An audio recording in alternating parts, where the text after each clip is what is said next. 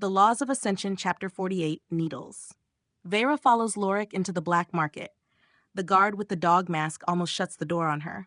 Fox, since when do you have company? The guard asks surprised to see Vera walk through. Did you think I was a loner up top?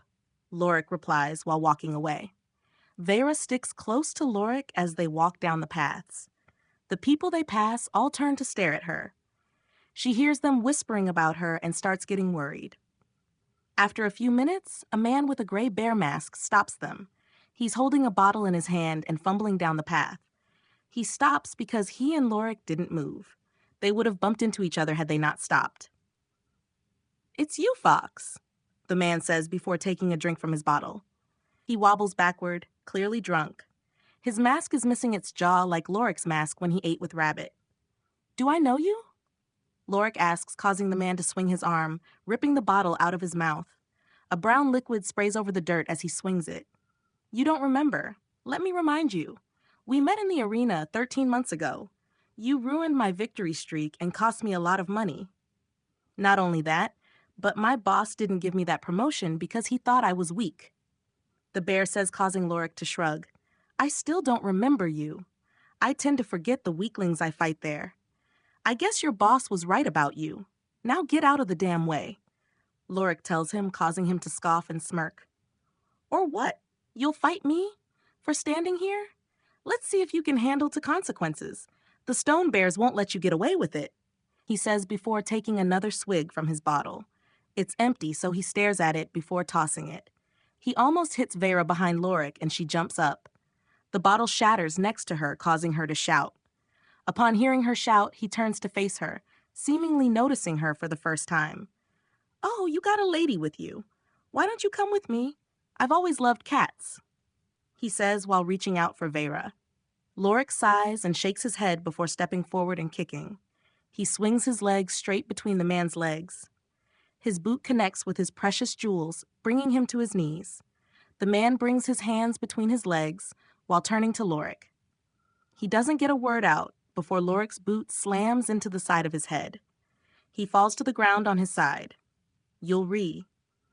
The man starts before Lorik kicks him hard in the chest. The man starts coughing and gasping as Lorik picks him up off the ground. He manipulates his gravity to make him lighter. Afterward, he tosses him into a nearby wall as hard as he can.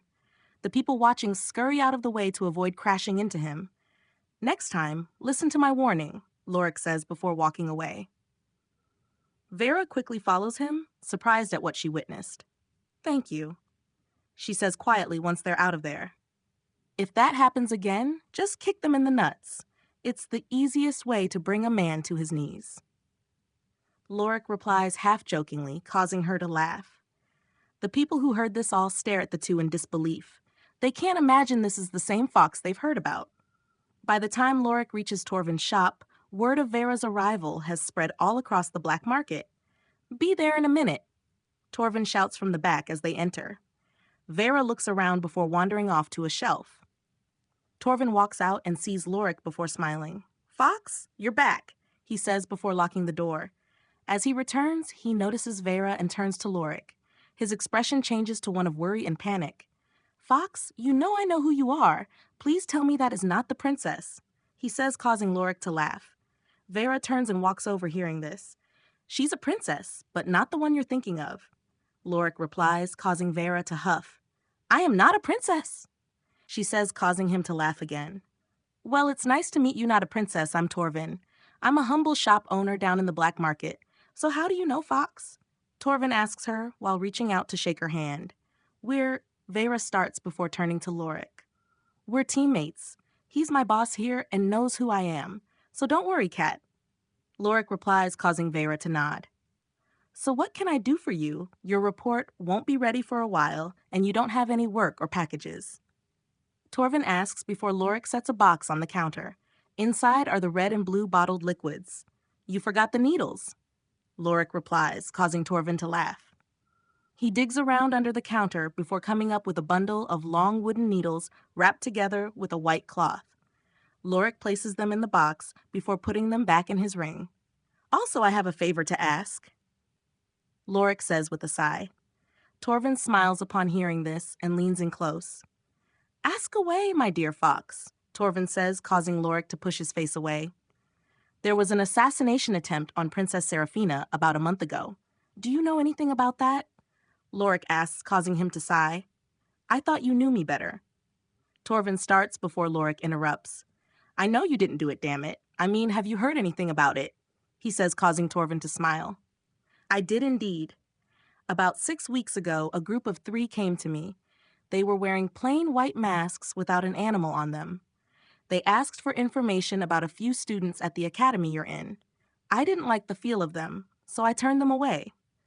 I knew getting involved would be too much trouble, but I couldn't get them out of my head, so I had Cal investigate them. He found out where they were hiding out and that they were planning something. He couldn't get the details, just that whatever it was failed. That was about a month ago. For now, they've been lying low and biding their time. Torvin replies, causing Lorik to sigh. Submit an anonymous report through the usual channel, please, Lorik says, causing Torvin to look at him. He closes his eyes and smiles after a minute. All right, I'll submit it tonight, Torvin replies. Great, thanks, Lorik says before walking to the door. Oh, have a good day. Vera says before the 2 leave. Torvin just laughs as they leave. Well, damn, this is either really good or really bad. Should I go tell him or let it be? Fuck it, Lorik's a good kid. I'll trust him. Torvin says before groaning, but if this goes wrong, he'll have my head.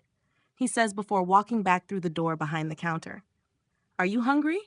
Lorik asks Vera as they walk away from Torvin's shop. Yeah, I could eat, Vera replies. Lorik leads her to the Purple Duck, the same one he ate at with Rabbit before. As they enter, the restaurant goes silent. By now, word of Fox arriving with someone else has spread. Since Cat is a woman, rumors are going around about what their relationship is. Almost everyone at the restaurant was talking about them. We'll be in the regular room, Lorik tells the Purple Duck employee behind the counter. Fox, are you trying to give Rabbit a heart attack? A man shouts to Lorik jokingly and getting a few laughs. Duck, I want to make a request. Find everyone who tells Rabbit about Cat. Lorik says while stopping by the stairs. Varia looks at him confused, wondering who Rabbit is. Not that Lorik can see it under her mask. Are you trying to hide an affair? A woman asks while jumping out of her chair. Gods no, I'm not dating either of them. I just want the balls of whoever tells Rabbit I hung out with another woman. Whoever they are has to have balls of steel. I want to mount them above my door. Lorik replies, causing the crowd to burst out laughing. A few stay silent, having witnessed Rabbit's rage before. Lorik and Varia walk upstairs and into the same private room as before. Once they're in and sitting down, Vera turns to Lorik. So who's Rabbit? She asks as Lorik takes the jaw off his mask. She's just a coworker. People think we're dating when we're not. Lorik replies as Vera tries to take her mask off too. Press down on the sides. You'll feel your fingers sink in a bit, then lift it up before feeling it click off. Then you can remove the jaw. Lorik says, telling her how to do it. Vera does as he said, and it comes off. She places it next to Lorik's before looking around. So why did so many people know you? They were even clearing the way as we walked. Well, except the drunk bear. Vera asks, causing Lorik to sigh. I knew you'd ask this, he says before stopping. Vera looks at him, waiting for him to continue. She opens her mouth but stops when Lorik holds up a finger. A few moments later, there's a knock on the door. The woman with the purple dusk mask from before opens it. Apologies for interrupting. What can I get for you? She asks. I'll take the regular, Lorik replies before looking to Vera. She looks over the menu, which had been folded up against the wall before. I'll have the stuffed chicken, Vera says before the woman nods and writes it down. Will this be on Tovin's tab again? She asks. Yep, Lorik replies before she shuts the door and leaves. So you were saying? Vera asks once she's gone. You saw the giant arena before we entered Torvin's shop, right? Lorik asks, causing her to nod. When I first came to the black market, I fought in it. It was the quickest way to make a lot of gold. My parents had a debt before they passed. I inherited it and would have lost the house if I didn't pay it off. So I went to the arena to earn money to pay it off. Lorik starts before Vera interrupts. Wait, how old were you when this happened? She asks.